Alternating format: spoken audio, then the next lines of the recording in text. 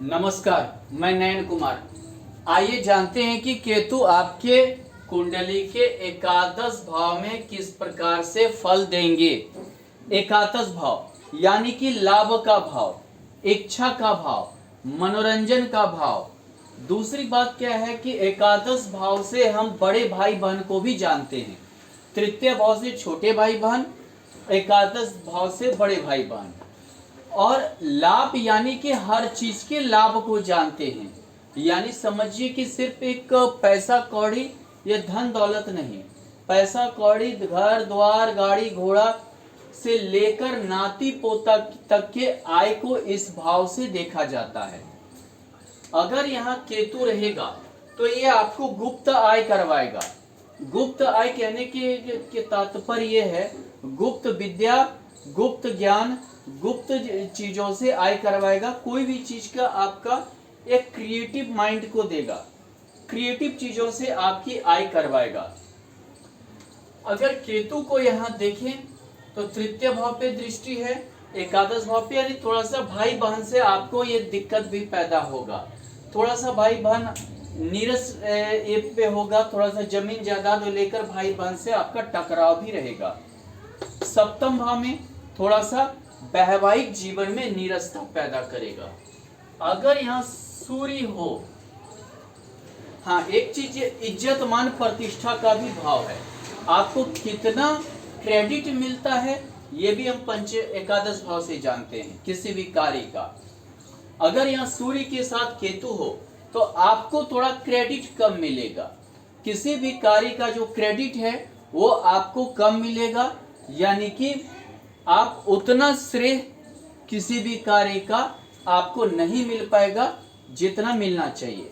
हालांकि थोड़ा सा बड़े भाई बहन से विवाद होगा, बड़े भाई बहन की संख्या कम होगी, एकात हो सकते हैं, या आप ही बड़े भाई बहन हो, भाई बहन में थोड़ा सा मतलब कि वैचारिक मतभेद होगा, दूसरी चाहे छोटा हो या बड़ा हो। दूसरी चीज क्या है, आपको मान प्रतिष्ठा इज्जत जिसके लिए आप थोड़ा सा चाहते हैं कि पैसा से ज्यादा इंपॉर्टेंस देंगे, वो थोड़ा सा आपको यहाँ दिक्कत होगा। सूर्य केतु की पंचम भाव पे दृष्टि है, सूर्य केतु की पंचम भाव पे दृष्टि है, संतान हानि करेगा। यानी हो सकता है आपकी पत्नी का या स्त्री हो तो गर्भ इतना गर्म हो जाता है, अग्नि कारक ग्रह है सूर्य, कि संतान हानि का योग बन जाता है। दूसरी चीज, अगर मान लीजिए यहाँ चंद्रमा है तो आपको ये चंद्रमा मतलब ये समझिए से कि संतुष्टि बहुत ज्यादा दे देगा। थोड़ा सा बेचैनी रहेगी स्वभाव में, जाहिर सा बात है। चंद्रमा राहु केतु के साथ ग्रहण योग में बनाता है, सूर्य भी ग्रहण योग बनाता है, लेकिन थोड़ा सा बेचैनी या बौखलाहट ज्यादा देता है। लेकिन आप डरिएगा, आय करने से भी डरिएगा, रिस्क उठाने से डरिएगा।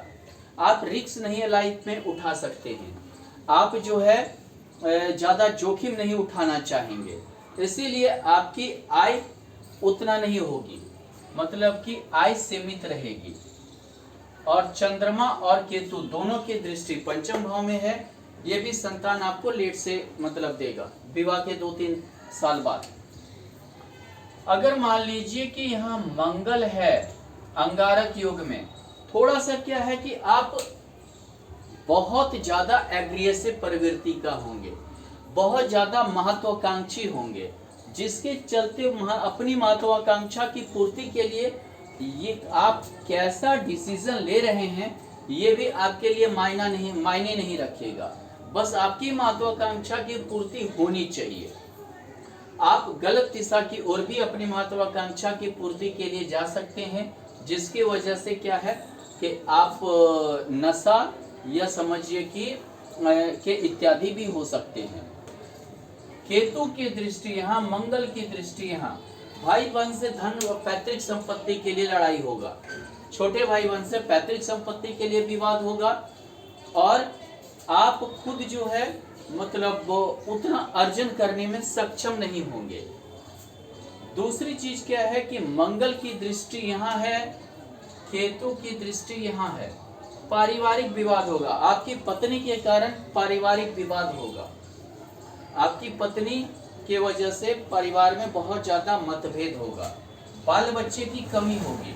दोनों की दृष्टि सप्तम भाव पे है, बाल बच्चे की बहुत कमी होगी। हो सकता है कि संतान हानि हो। संतान हानि के बाद अगर पंचमी पे किसी शुभ ग्रह की दृष्टि ना हो तो आपको जो है बाल बच्चा नहीं भी हो सकता है, यानी कि स्त्री है तो गर्भ खराब हो सकता है जिसके वजह से बाल बच्चा ना हो। अगर देखिए कि मंगल की दृष्टि यहाँ, केतु की दृष्टि यहाँ, यानी आपको प्रेम में धोखा मिलेगा। जो आप मान लीजिए किसी से लव अफेयर में हैं तो आपको उससे धोखा मिलेगा। अगर मान लीजिए कि केतु की यहाँ मंगल की जगह बुध हो तो ये समझिए कि आप अपनी बुद्धिमत्ता से आय नहीं कर पाएंगे। राहु के बुध के साथ आय कर लेता है, चालाक होता है। यहाँ केतु जो है आप अपनी आय नहीं कर पाएंगे। अपने मतलब कि समझिए कि जो बुध मानसिक स्थिति को भी दर्शाता है, आपके बौद्धिक स्तर को भी दर्शाता है। वो थोड़ा सा आप में कमी रहेगी कि आप अपनी महत्वाकांक्षा या इच्छा की पूर्ति नहीं कर पाएंगे, आय नहीं कर पाएंगे। हालांकि यहाँ दृष्टि है लेकिन ये संतान हानि उतना नहीं करेगा। अगर मान लीजिए कि गुरु रहे तो आप अपना बकाया पैसा नहीं मांग पाएंगे।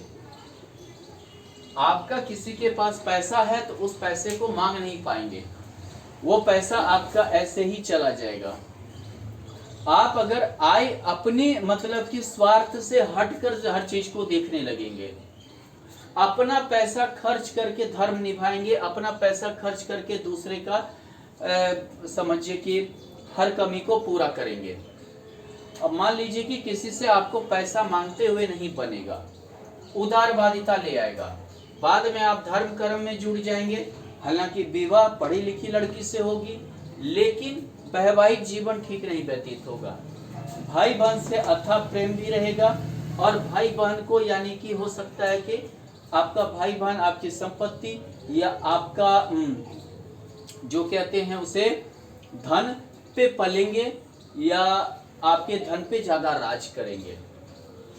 अगर मान लीजिए कि यहाँ शुक्र है तो आपके पास हर सुख है लेकिन असंतोष की भावना रहेगी।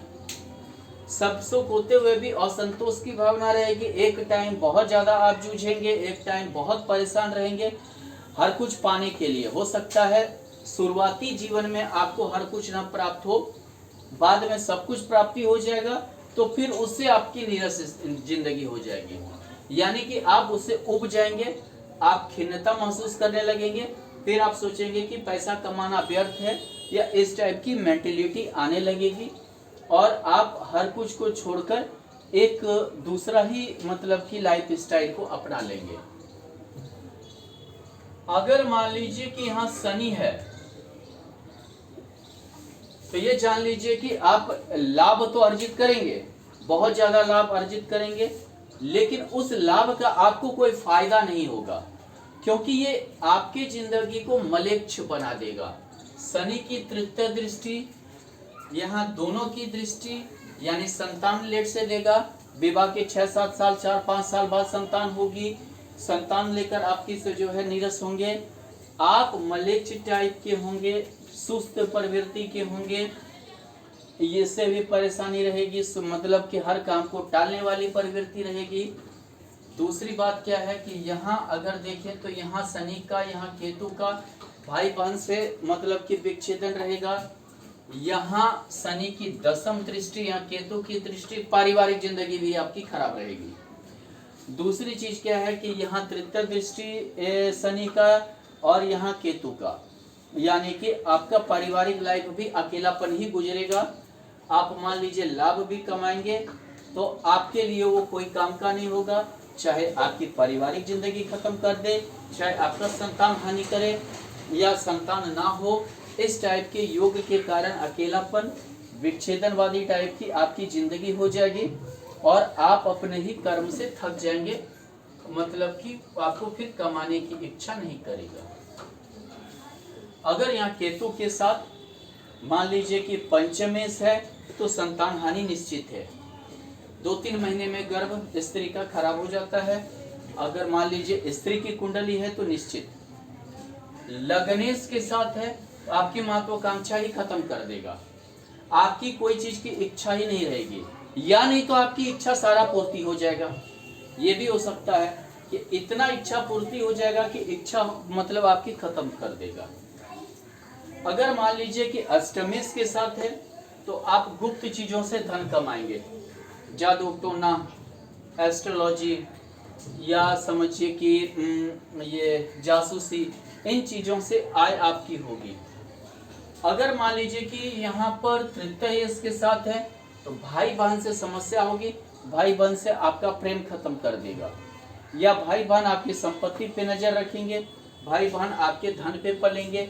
इस टाइप के योग हो सकता है कुंडली में। धन्यवाद।